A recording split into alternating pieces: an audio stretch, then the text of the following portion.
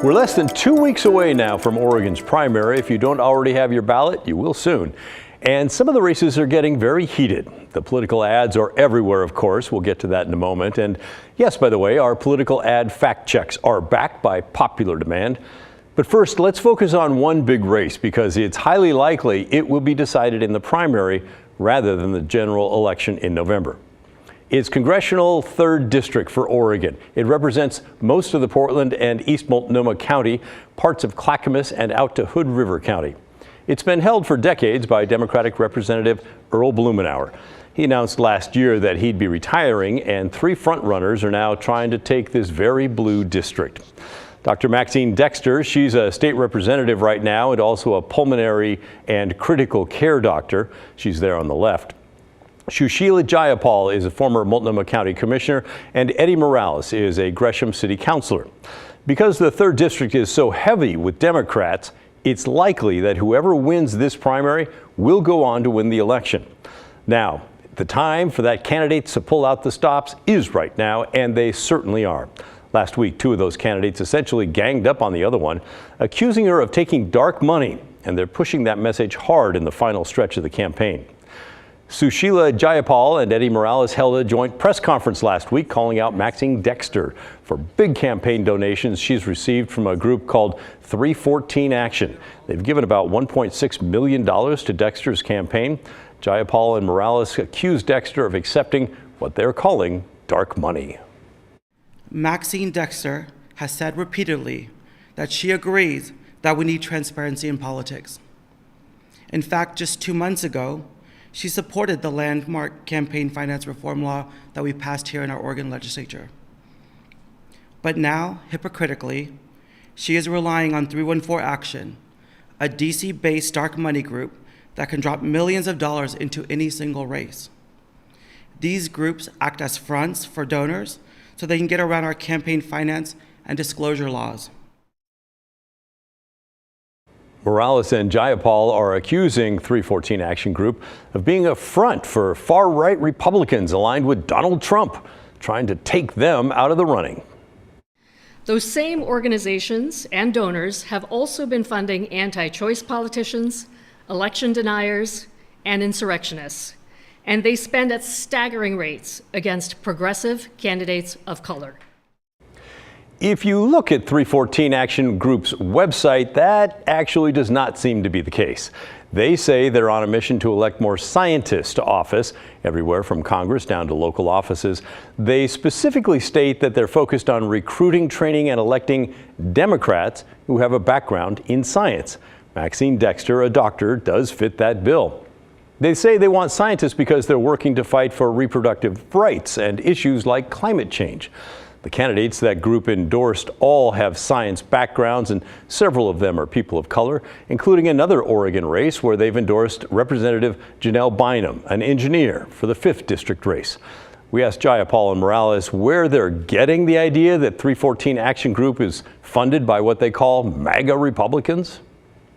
What we know is that there are MAGA Republican donors and groups that are funneling money into elections. We're asking for transparency.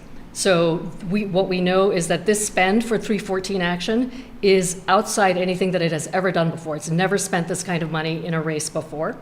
We know that the pattern of donations that they've been receiving in recent months have been very unusual for them. And so we're asking for transparency.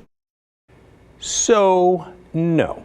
They don't have any hard evidence connecting 314 Action Group to far-right Republicans. They just think it could be out there because the donors are secret up until the day before the election.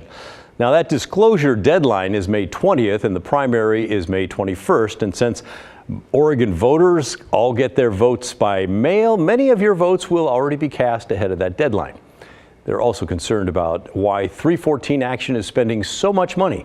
Again, $1.6 million in the final stretch of the race. It's more than they spent on independent expenditures for the entire 2022 election cycle. Jayapal says she thinks the donors could be connected to a group called AIPAC, the American Israeli Public Affairs Committee.